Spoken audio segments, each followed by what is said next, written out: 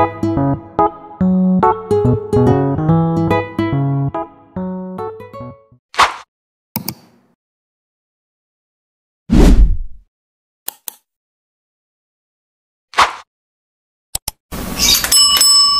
8. Pria misterius. Clara sudah kembali ke kantor. Lita terlihat masih kesal pada Clara. Belum selesai urusan mereka setelah bertemu dengan Alina.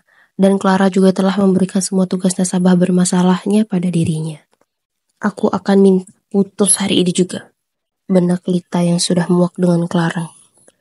Clara bekerja seperti biasanya. Tapi kini Clara mempunyai partner baru karena ada karyawan yang baru saja direkrut. Lita merasa sangat lega karena tidak perlu selalu bersama dengan Clara sekarang. Tapi Clara menyadari bahwa Lita masih marah padanya dan mencoba untuk menenangkan hati Lita lagi. Mulai dari kata-kata manis seperti biasanya hingga mencoba mencium Lita. Tapi Lita tetap teguh pada pendiriannya saat ini. Ditambah lagi selama Clara pergi, Lita telah dekat dengan seorang laki-laki tampan dan normal. Lita mulai merasa bahwa ia akan kembali seperti dulu lagi yang normal sebelum ia bertemu dengan Clara. Lita juga tidak merespon apapun dari setiap bujuk rayu Clara. Setelah semua pekerjaan selesai, Anton laki-laki yang kini dekat dengan Lita datang dan mengajaknya makan malam bersama. Tentu saja Lita dengan senang hati menerima ajakan itu. Tanpa menoleh sama sekali pada Clara, ia pun pergi. "Kenapa, Clara? Kamu merasa terhianati?" tanya Amel, senior Clara. Clara menunjukkan senyum palsu. "Enggak lah mbak, cuma sedih aja sekarang Lita udah ada pacar baru. Kayaknya aku juga harus cari pacar baru," jawab Clara. Amel cuma geleng-geleng kepala, karena Amel sebenarnya diam-diam tahu hubungan di antara mereka. Tapi Amel memilih untuk diam karena dia harus mengurus keluarganya dan mendidik anaknya dengan baik agar ketika ia besar tidak menjadi seperti Clara. Amel kini sangat menyadari bahwa peran orang tua sangat penting dan berpengaruh untuk masa depan anak. "Ya udah, kalau gitu Mbak pulang duluan ya. Nanti Pak Su marah kalau lihat muka aku," ucap Amel yang sebenarnya sedikit menyinggung tanpa Clara sadari. Setelah melihat Amel pergi, Clara segera menuju kamar yang memang berada di kantor. Clara dan beberapa orang memang tinggal di kantor, termasuk Lita. Clara merebahkan tubuhnya di atas kasur. Sekarang Lita udah gak bisa aku kontrol lagi. Tapi kami harus tetap temenan. Siapa lagi yang bisa aku manfaatkan? Sepertinya aku akan terus berusaha cari tahu soal Anastasia, gumam Clara dan perlahan tidur. Jonathan dan Fatan melihat ambulan mendekati mereka berdua. Mereka saling pandang dengan heran. "Kamu menghubungi rumah sakit?" Fatan mengelak lalu melihat ke arah Alina yang masih pingsan. "Apalagi dia," ucap mereka berdua serentak. Ambulan itu tiba pada mereka berdua dan segera memasukkan Alina. Begitu juga Jonathan dan Fatan yang mendapatkan luka ringan. Jonathan dan Fatan menurut saja walaupun masih bingung bagaimana ambulan itu bisa tiba pada mereka. Padahal mereka tidak menghubungi sama sekali. Setelah beberapa saat berada di dalam mobil, Jonathan merasa sangat lemas dan bersandar pada Fatan. Fatan tidak suka tapi harus menerimanya untuk saat ini karena kondisi Jonathan. Kemudian pria tampan itu melihat ke arah Alina yang pingsan, tapi terlihat seperti sedang tertidur dengan pulas. Ada apa dengan wanita ini? Apa dia mencoba memberontak? Batin Fatan melihat penampilan Alina.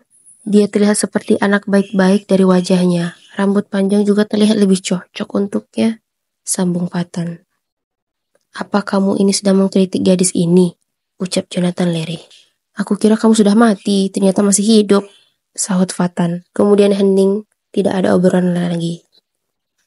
Harun dan Siska tiba di mana lokasi kecelakaan Jonathan, Fatan, dan Alina.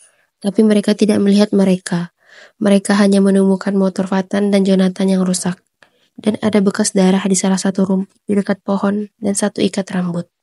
"Ada apa ini? Apa yang sudah terjadi?" tanya Harun mulai cemas. "Harun!" pekik Siska menyadarkan Harun yang melamun. "Apa?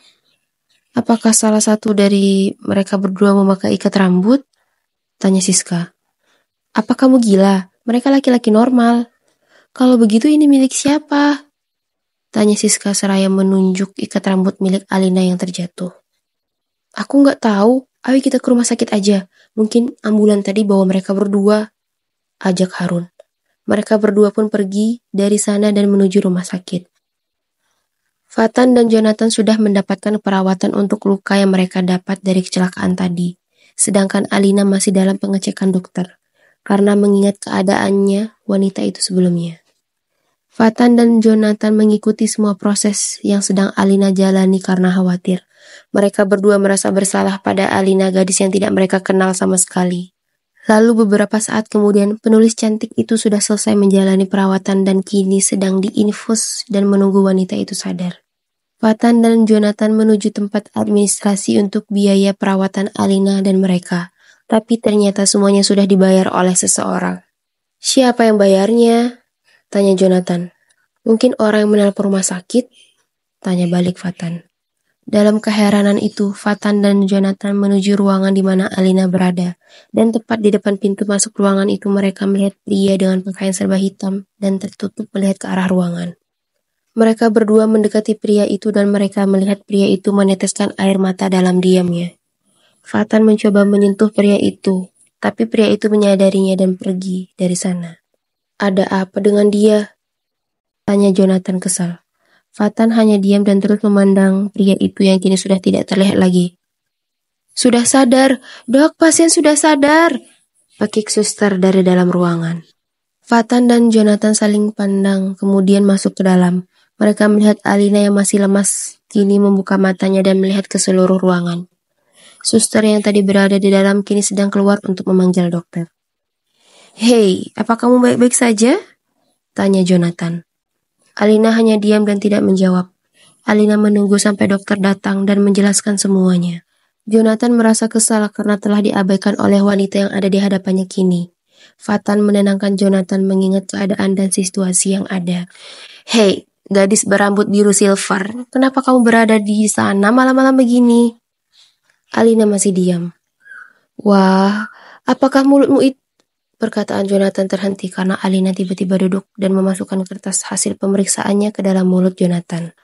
Jonathan segera mengeluarkan kertas itu dan hampir lepas kendali karena marah. Fatan segera menahan Jonathan yang hampir memukul penulis itu. Hei Nona, kami ini tanpa sengaja hampir mencelakaimu. Kami cuma pengen tahu kamu baik-baik aja atau enggak, karena kami enggak mau dituntut. Aku tidak apa-apa, sebaiknya kalian berdua pergi dari sini. Aku juga tidak akan menuntut apa-apa, jawab Alina dingin. Wah, kamu lihat Fatan? Wanita ini gak ada baik-baiknya, mukanya aja yang kelihatan polos. Ayo kita balik balapan, Siska pasti nunggu aku di garis finish, ucap Jonathan. Fatan menyetujui dan mereka keluar dari ruangan Alina. Fatan menoleh ke arah belakang dan masih melihat gadis itu yang diam dan dingin. Tapi tiba-tiba saja penulis itu terlihat merasa kesakitan dan pingsan lagi. Aku pulang, ucap Ethan tiba di rumahnya. Dari mana kamu Ethan? Tanya Tiara, ternyata masih terbangun dan sedang menonton televisi. Ada urusan, Ma. Tiara menoleh ke arah Ethan hendak berbicara hal lain. Astaga, ada apa dengan pakaian serba hitammu itu, Nak? Tanya Tiara terkejut dan lupa hendak berbicara apa. Baju Ethan tadi basah, Ma. Jadi minjem baju Leo, jawab Ethan. Ya sudah, ganti baju sana. Kamu terlihat seperti penjahat dengan pakaian itu, titah Tiara. Ethan pun menurutinya. Bersambung.